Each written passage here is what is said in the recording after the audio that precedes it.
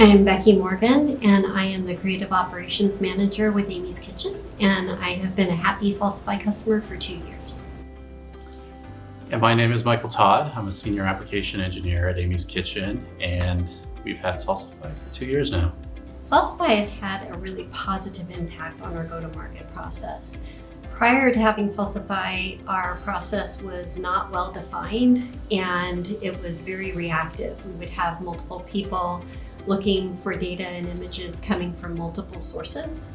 And the way this showed up for our brand is a lot of inconsistency on the digital shelf.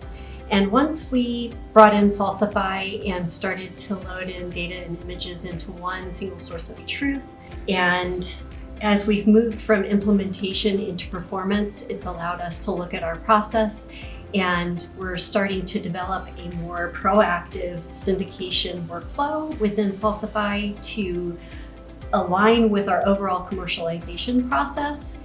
And at the end of the day, this is all in support of our sales team so that we can provide them with the tools that they need to go to market more quickly. From an automation standpoint, to use an analogy, Salsify is kind of like the rails and an engine for sort of our automation train, right?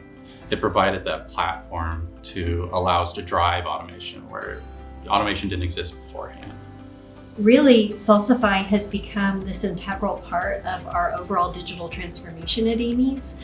We're looking for a future where Michael and I shared the same vision, that we really are looking to integrate all of these systems together. So integrating Salsify with our packaging artwork workflow solution and our work in progress file solution, our DAM, and then also our web CMS.